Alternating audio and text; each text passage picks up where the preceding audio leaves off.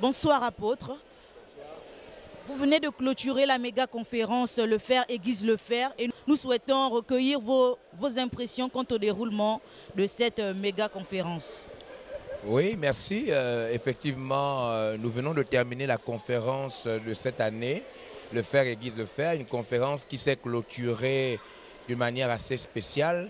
D'abord, nous avons eu la présence des pasteurs de la Guinée équatoriale et pour la première initiative, nous avons aussi eu plusieurs invités, pasteurs de Libreville, mais aussi de l'intérieur du pays. Nous pensons que le Seigneur est en train de faire une chose exceptionnelle. Nous sommes très ravis du témoignage de plusieurs pasteurs et de plusieurs chrétiens par rapport à cette conférence.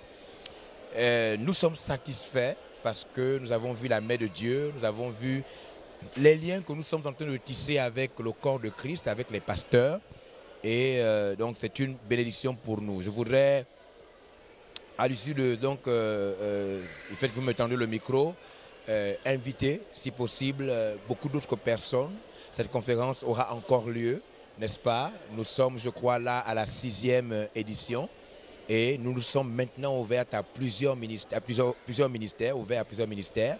Et nous pensons que dans bientôt, la conférence Le Faire aiguise le Fer va réunir plusieurs leaders, pasteurs, serviteurs de Dieu de l'Afrique centrale, de l'Afrique entière, mais pourquoi pas du monde.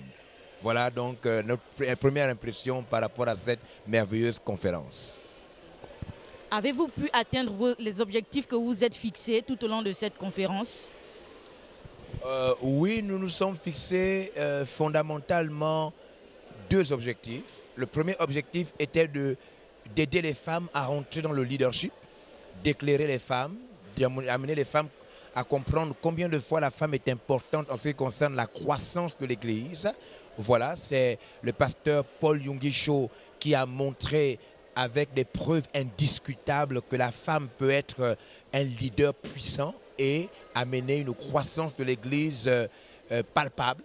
Et donc nous avons montré cela aux femmes. Et enfin, la deuxième chose, c'était de montrer aux pasteurs, aux leaders donc l'Église, comment ils pouvaient faire grandir leur communauté. Nous avons montré cela par des enseignements pratiques, par des formations, mais enfin, nous avons montré cela par 8 soirées, 8 jours, matin, midi et soir, d'ailleurs même, matin, midi et soir, où nous avons réuni notre ministère non-stop, sans fatigue.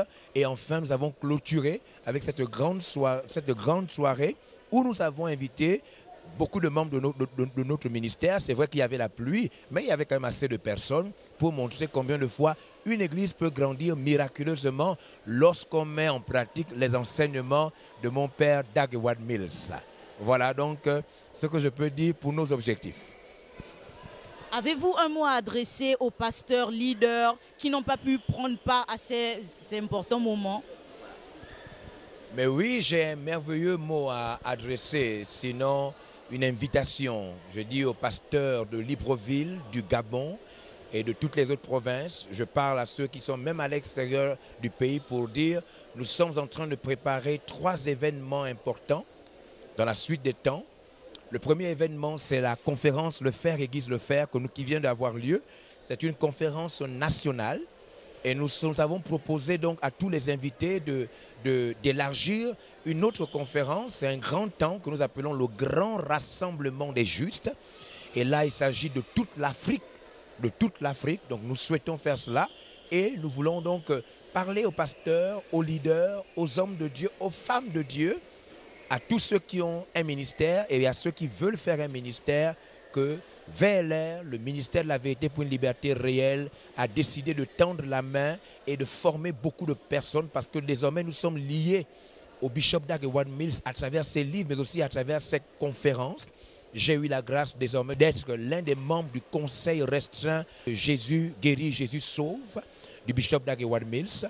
Et donc avec ce privilège que j'ai et avec ces livres, je voudrais vous tendre la main, chers hommes de Dieu, afin de partager avec vous les richesses qu'on peut tirer du ministère de cet homme, Dag Heward-Mills, qui est une bénédiction pour notre ministère et qui est une bénédiction pour moi. Dans quelque temps, certainement, vous recevrez des courriers, des lettres qui vont vous demander de prendre part à ces moments. Que Dieu vous bénisse. Nous vous attendons. Que la faveur accompagne votre ministère. Amen.